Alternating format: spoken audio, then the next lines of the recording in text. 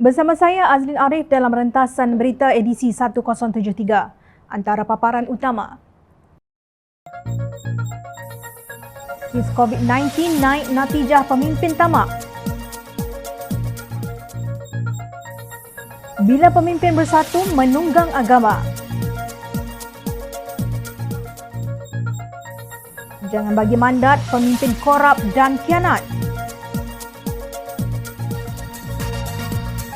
Sesungguhnya doa orang yang dizalimi tiada hijab.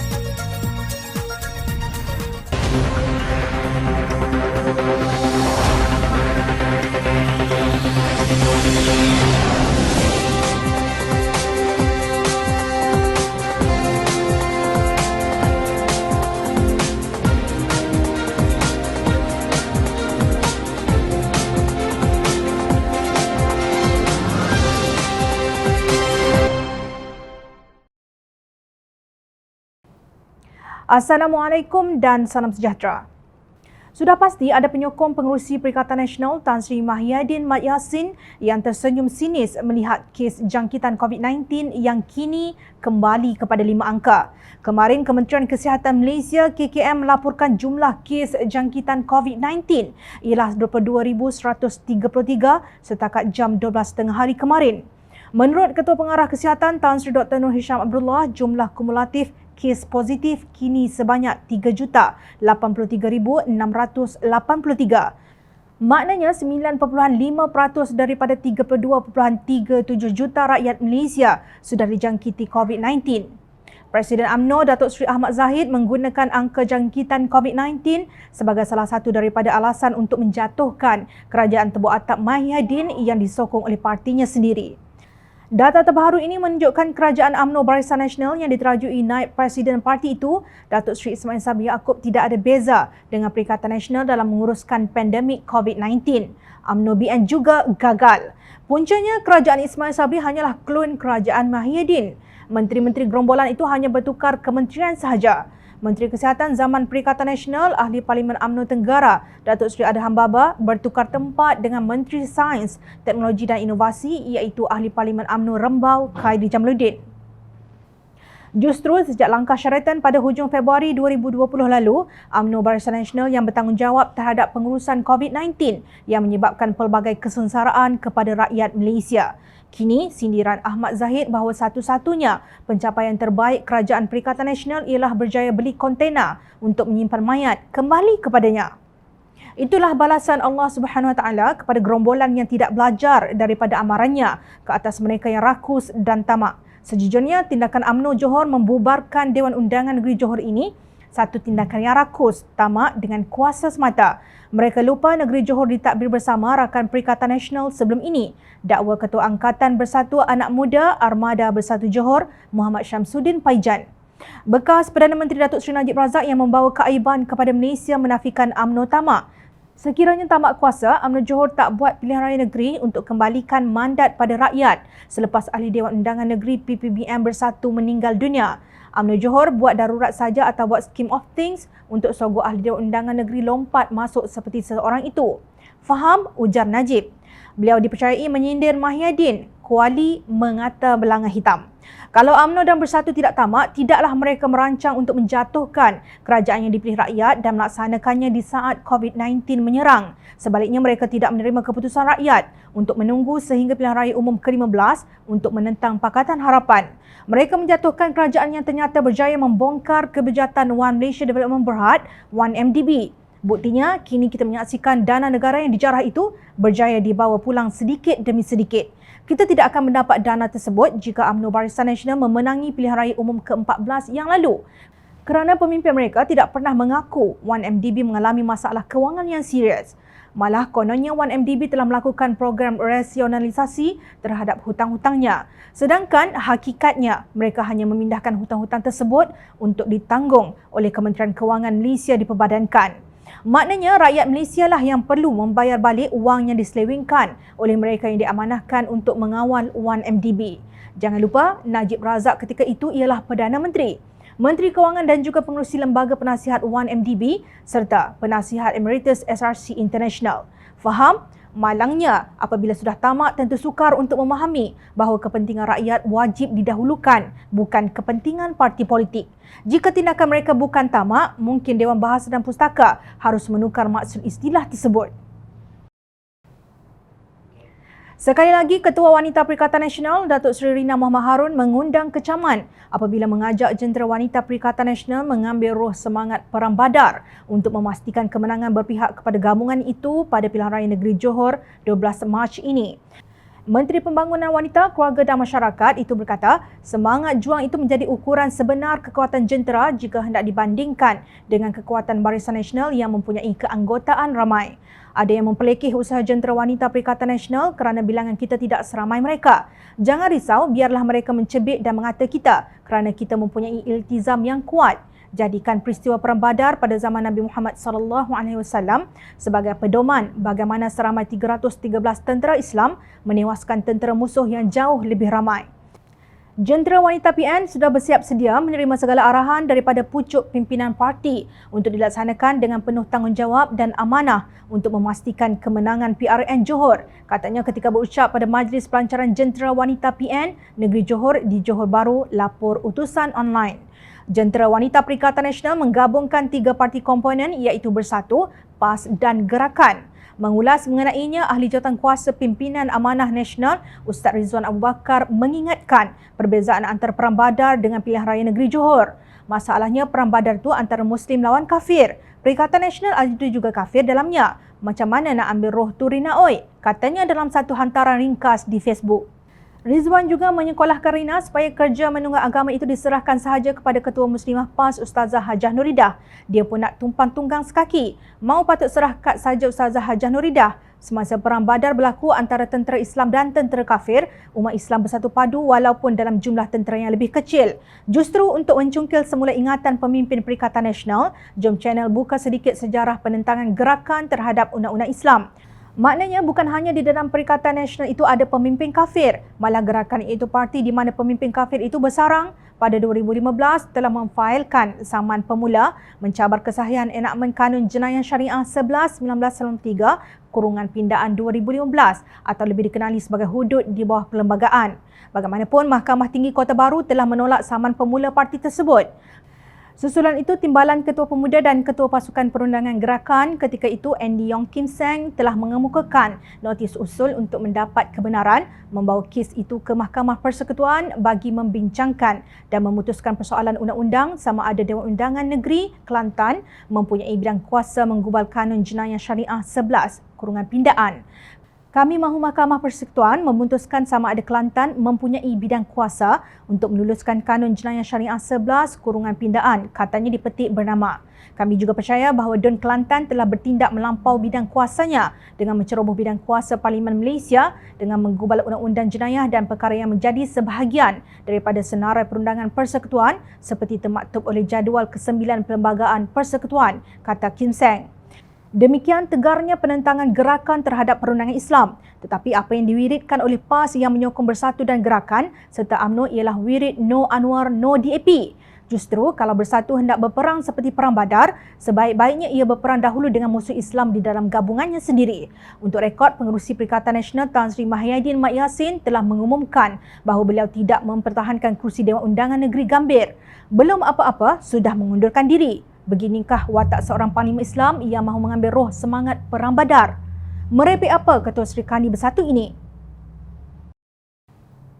Bekas Perdana Menteri Tan Sri Mahyadin Mat Yassin mendakwa Presiden UMNO Datuk Seri Ahmad Zahid Hamidi pernah bertemunya dengan tujuan agar beliau campur tangan dalam kes mahkamah yang dihadapinya.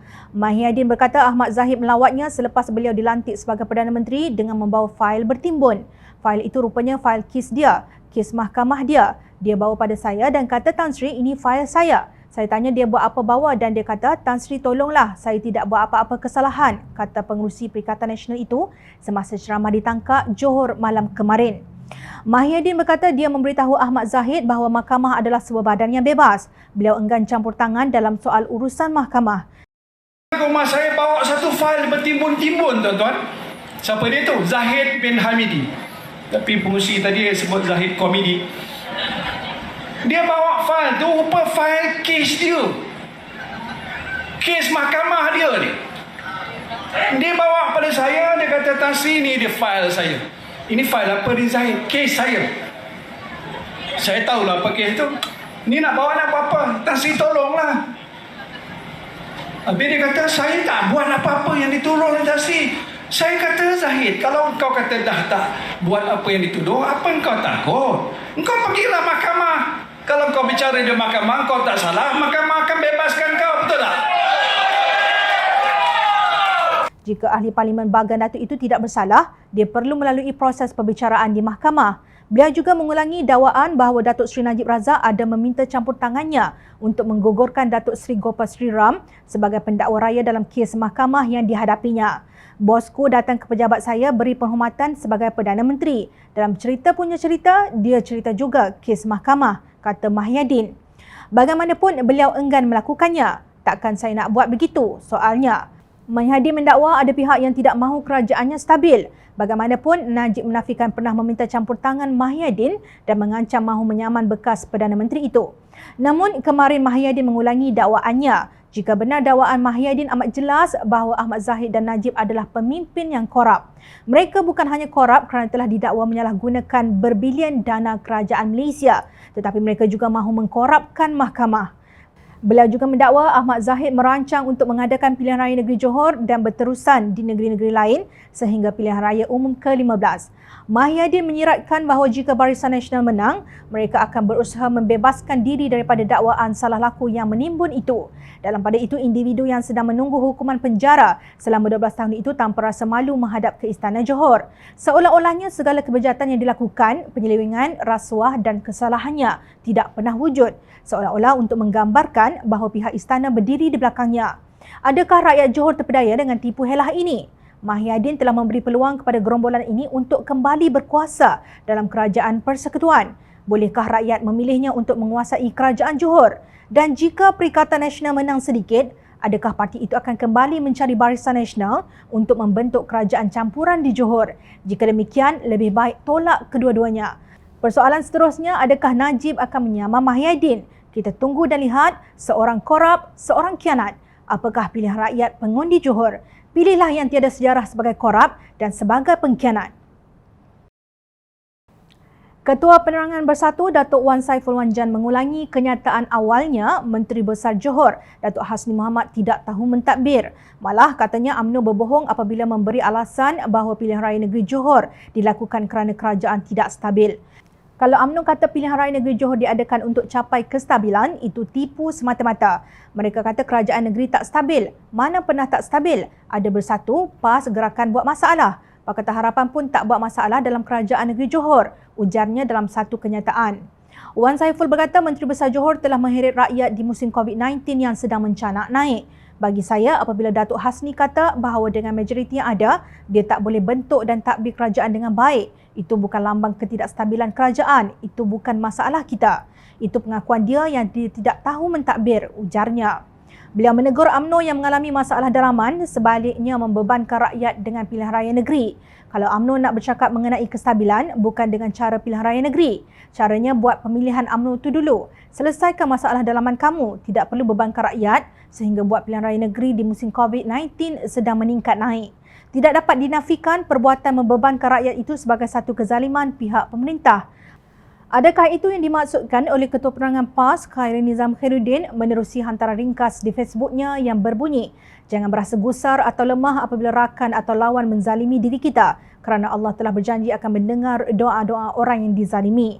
Benar, Rasulullah SAW juga mengingatkan kita mengenai perkara ini menerusi hadis baginda dari Ibnu Abbas radhiyallahu an bahawa Nabi SAW mengutus Muaz ke negeri Yaman lalu bersabda, "Takutlah, yakni berhati-hatilah kamu terhadap doa orang yang dizalimi kerana antara doanya dan Allah tidak ada apa-apa penghalang." Hadis riwayat Bukhari. Malangnya peringatan yang ditulis Khairil Nizam itu menerima lebih banyak kritikan daripada netizen dan teramat sedikit sokongan. Netizen yang memakai nama Arki berkata, rakyat terkesan dengan keadaan semasa, bersusah payah mencari sesuap nasi tapi dalam masa yang sama, ada pemimpin yang dibayar gaji menggunakan duit rakyat untuk jawatan yang tidak diperlukan. Berpuluh ribu gaji dibayar tapi tak ada pulangan hasil untuk negara dan rakyat. Itu bukan pemimpin yang zalim ke namanya?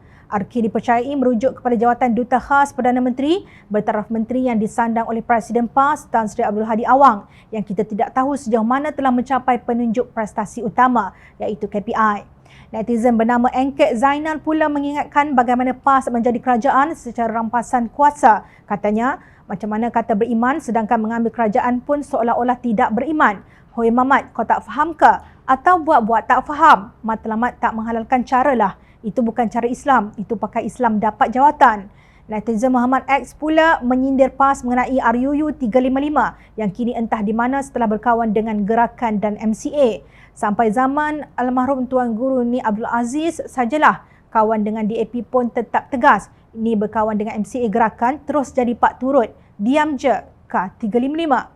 Netizen Fahmi Omar mengingatkan PAS siapa sebenarnya yang menyebabkan kegagalan Muafakat Nasional. Yang menzalimi Muafakat Nasional siapa? PAS lah. Dah elok-elok Muafakat Nasional, PAS pilih Perikatan Nasional. So takkan nak halang yang bawah tetap mahukan Muafakat Nasional, bukan Perikatan Nasional. Fahmi menempelak kenapa Amanah tidak pernah diajak untuk menyertai Muafakat Nasional. Kalau betul nak satukan Islam Melayu, apa kata ajak PAN Mat Sabu sekali? Netizen Azmi Yusof pula melepaskan kekecewaannya yang berbaur kemarahan kepada Ketua Penerangan PAS itu. Tersangat-sengal, TS Khairy Nizam ni memang sengal-sengal otak dia. Kau dah tahu puak tu zalim yang kau nak berkawan juga dah, kenapa? Demikian antara respon netizen terhadap kenyataan Khairy Nizam yang dipercayai mengarahkan hantaran Facebook tersebut kepada UMNO. Netizen melihat gambaran yang lebih besar bahawa di penghujung tindak tanduk UMNO Bersatu dan PAS sejak langkah Sheraton yang menerima kesan buruknya adalah rakyat. Justru sudah tiba masanya rakyat memberi pengajaran bahawa perbuatan pemimpin adalah salah dengan menolak mereka. Jika pengundi masih memberi kemenangan kepada penzalim, maka rakyat juga yang akan menerima natijah di atas kezaliman mereka. Maka bertindak bijaklah agar tiada ruang untuk kalian dizalimi. Rakyat memerhati. Teruskan bersama kami di Jom Channel dan layari portal jomchannel.net untuk mendapatkan berita politik tanah air. Saya Azlin Arif, terima kasih. Assalamualaikum dan salam sejahtera.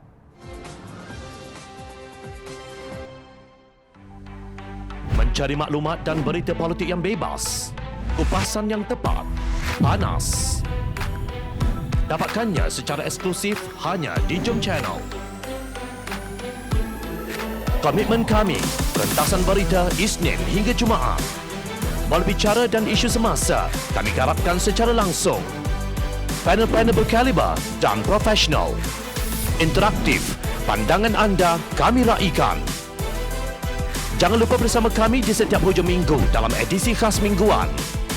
Jom Channel, moving forward, sharing a new experience.